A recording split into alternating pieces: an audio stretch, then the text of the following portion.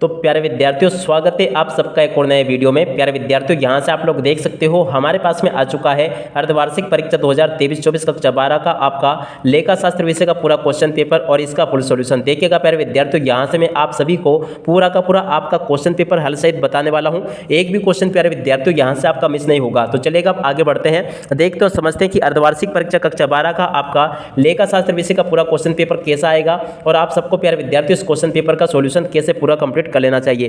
Totally questions बताऊंगा प्यारे विद्यार्थियों, एक भी क्वेश्चन यहां से आपका मिस नहीं होगा। तो चलिएगा, अब आगे बढ़ते हैं, देखते हैं समझते हैं अर्धवार्षिक परीक्षा कक्षा 12 की आपके लेखा शास्त्र विषय के पूरे क्वेश्चन पेपर को और इसके सॉल्यूशन को ए टू जेड टोटली क्वेश्चंस बताए जाएंगे प्यारे विद्यार्थियों। एक भी क्वेश्चन यहां से आपका मिस होने वाला नहीं है। तो चलिएगा, अब आगे बढ़ते हैं, समझते हैं आपके पूरे क्वेश्चन पेपर को और इसके सॉल्यूशन को। देखिएगा प्यारे विद्यार्थियों, यहां पर आपको मैं प्रश्न नंबर 1 से लेकर 23 तक का फुल सॉल्यूशन देने वाला हूं। एक भी क्वेश्चन यहां से आपका मिस नहीं होगा। तो चलिएगा, अब आगे बढ़ते हैं, समझते हैं आपके पूरे क्वेश्चन पेपर को और इसके सॉल्यूशन को। तो यहाँ से प्यारे विद्यार्थियों आप सब लोग देख लो, इस प्रकार के क्वेश्चन आपसे परीक्षाओं में पूछे गए। पहला क्वेश्चन पढ़ते हैं, साझेदारी संलेख के अभाव में ऋण पर ब्याज दिया जाता है, 6% दिया जाता है। दूसरा क्वेश्चन, विद्यमान साझेदारों के लाभ हानि अनुपात में परिवर्तन के कारण क्या होगा, साझेदारी फर्म का पुनर्गठन होगा। उसके बाद में तीसरा क्वेश्चन पढ़ते हैं, साझेदार के प्रवेश पर पुनर्मूल्यांकन से हुए लाभ को अंतरित किया जाता है, पुराने साझेदारों के पूंजी खाते में किया जाता है। उसके बाद में चौथा क्वेश्चन पढ़ते हैं, अग्रिम याचना पर कंपनी ब्याज किस दर से देती है, 12% वार्षिक की दर से देती है। अगला क्वेश्चन, ऋण पत्रधारी कंपनी के होते हैं, तो देखिए ऋण पत्रधारी कंपनी के क्या होते हैं, लेनदार होते हैं। उसके बाद में छठा क्वेश्चन, यदि चालू दायित्व 3 लाख है तो वह चालू अनुपात में आपको कैसे बांटना होगा। तो देखिएगा, इसका राइट आंसर आ जाएगा 4,50,000, इसका राइट आंसर होगा। ऐसे आप सब लोग इसको देख लो, टोटली पूरा का पूरा क्वेश्चन पेपर बता रहा हूँ, एक भी क्वेश्चन यहाँ से आपका मिस होने वाला नहीं है। तो यहाँ से आप लोग इन क्वेश्चंस को देख लोगे। अब इसके बाद में देखिएगा क्वेश्चन नंबर 2 को देखते हैं। यहाँ पर आपसे रिक्त स्थान पूछे जाएंगे, आप सब लोग इनको देख लो। पहला क्वेश्चन, ख्याति पर हास नहीं लगाया जाता, क्या लिख लोगे यहाँ पर आप, हास। दूसरा क्वेश्चन, स्थायी पूंजी खाते में साझेदारों का चालू खाता भी बनाते हैं। तीसरे क्वेश्चन को पढ़ते हैं, किसी नए साझेदार के प्रवेश पर परिसंपत्तियों में हुई मूल्य में वृद्धि को पुनर्मूल्यांकन खाते में क्रेडिट किया जाता है। चौथे क्वेश्चन को पढ़ते हैं, कंपनी के समापन पर पूर्वाधिकार अंशधारियों को पूंजी सबसे पहले लौटाई जाती है। उसके बाद में पांचवा क्वेश्चन, ऋण पत्र का एक लिखित प्रमाण पत्र है। और उसके बाद में छठा क्वेश्चन, आर्थिक चिट्टे में संचयी एवं आदिक्य के मत के अंतर्गत दर्शाते हैं। तो यहाँ तक के सभी क्वेश्चन आप लोग देख लोगे। उसके बाद में यहाँ से देख लो सातवें क्वेश्चन को, चालू दायित्व वे दायित्व होते हैं 1 वर्ष के अंदर भुगतान किए जाते हैं। उसके बाद में तीसरे क्वेश्चन को देख लो, क्या लिखा, जोड़ी बनाइए। तो देखिएगा, यहाँ से आपको जोड़ी बनाकर लिखनी है। पहला क्वेश्चन, साझेदारी संलेख बनाना अनिवार्य नहीं है, पुराने अनुपात, नया अनुपात, त्याग अनुपात, वसूली खाते की परिसंपत्तियां पुस्तक मूल्य पर दर्शाई जाती है, अंशहरण के खाते का शेष पूंजी संचय, आर्थिक चिट्टा, सत्य एवं उचित, इसके बाद में लेनदार, चालू दायित्व। तो यहाँ तक के सभी क्वेश्चन आप लोग देख लोगे। उसके बाद में देखिएगा, यहाँ पर ये क्वेश्चन आपसे पूछे गए हैं, एक शब्द या फिर एक वाक्य में आपको उत्तर देने हैं। पहला क्वेश्चन पढ़ते हैं, साधारण साझेदारी व्यवसाय में साझेदारों की अधिकतम संख्या कितनी होनी चाहिए, 100 होनी चाहिए। त्याग अनुपात की गणना क्यों आवश्यक है, ख्याति को बांटने के लिए आवश्यक है। तीसरे क्वेश्चन को पढ़ते हैं, यहाँ से आपको देख लेना, इसका अनुपात आ जाएगा 5:2। उसके बाद में चौथा क्वेश्चन, यहाँ पर आपको लिखना, सभी साझेदारों का दिवालिया होना किस प्रकार का समापन है, अनिवार्य समापन है। उसके बाद में पांचवा क्वेश्चन, ऋण पत्र का नाम बताइए जिसका भुगतान केवल कंपनी के समापन पर ही किया जाता है। तो देखिएगा, इसका राइट आंसर आ जाएगा अशोधनीय ऋण पत्र। उसके बाद में छठा क्वेश्चन, 2 अवधि की आर्थिक चिट्ठी के दिया जाने वाला लाभांश क्या कहलाता है, अंतरिम लाभांश कहलाता है। सातवां क्वेश्चन, ऋण पत्रों का स्रोत किस प्रकार की क्रिया का रोकड़ भाव है, वित्तीय क्रिया का रोकड़ भाव है। तो यहाँ तक के सभी क्वेश्चंस को आप लोग पढ़ लो, देख लो, समझ लो पूरा। इसके बाद में देखिएगा क्वेश्चन नंबर 5 को पढ़ ले, जिसमें कि आपसे सत्य असत्य पूछे गए हैं। पहला क्वेश्चन, ख्याति एक बिक्री योग्य संपत्ति है, बिल्कुल सत्य होगा। दूसरा क्वेश्चन, किसी साझेदार की मृत्यु पर साझेदार का पुनर्गठन हो सकता है, यह भी आपका सत्य होगा। तीसरा क्वेश्चन, ख्याति की राशि पर निवृत्त साझेदार का कोई अधिकार नहीं होता, असत्य हो जाएगा। अंश प्रीमियम एक पूंजीगत लाभ है, यह भी सत्य होगा। तो यहाँ तक के सभी क्वेश्चंस आप लोग देख लोगे। उसके बाद में बाकी के क्वेश्चंस देखते हैं। तो देखिएगा, यहाँ से आपसे ये क्वेश्चन पूछे गए, आप सब लोग पढ़ लो इसको और पूरा का पूरा पेपर समझ लो।